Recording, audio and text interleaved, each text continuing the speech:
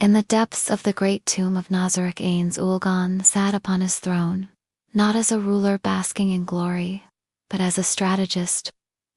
His skeletal fingers tapped lightly on the throne's armrest. He had heard whispers, faint movements, in the shadows of distant lands. Something was amiss. Not all threats reveal themselves with swords and fire. Some whisper, some wait. Albedo entered, her usual elegance, mixed with unease. In Sima, there are subtle mobilizations occurring within the Holy Kingdom and the slain theocracy has gone silent, and our agents say their cardinal leadership has vanished from the public eye. Ains leaned forward slightly. So, they prepare, yet they do not strike. Yes, Demiurge believes this may be a coordinated stall. Perhaps a larger alliance is forming. Of course, it is Ains' thought. He had known that showing power meant drawing enemies. And yet, the moment demanded patience. But not inaction. He turned to Albedo. Send Cocytus and Ara to patrol the eastern edges. Let Cepus investigate the city's underworld once more. And tell Pandora's actor to take my place for now. Albedo's eyes gleamed. As you command, my lord.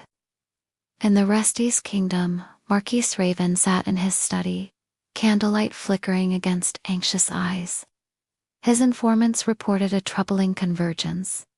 Multiple envoys from disparate nations were quietly arriving in the kingdom. Normally, such diplomacy might be welcomed, but these were not peace talks. These were whispers of war, of resistance against a force they feared yet did not understand. Raven muttered, "He's too powerful. The Sorcerer King. No single army can defeat him. Not unless we all stand together."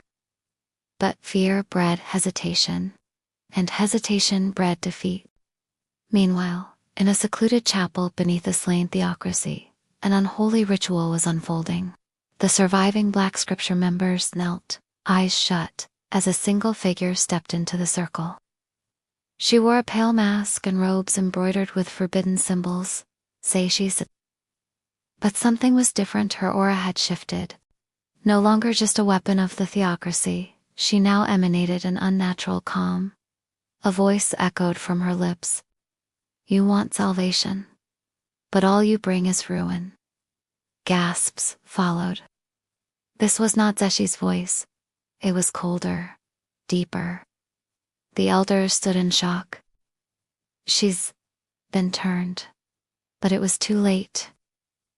By then Nazareth's hand had already slipped into the heart of their church. Back in Nazareth, Ains walked alone through the Hall of the Heroes. Statues lined the walls, tributes to the original supreme beings.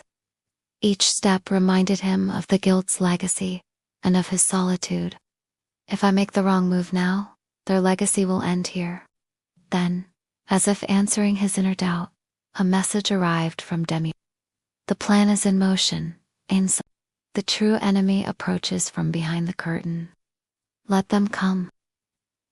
Ains's eyes hollow and undead flashed for just a second, with something rare. Anticipation.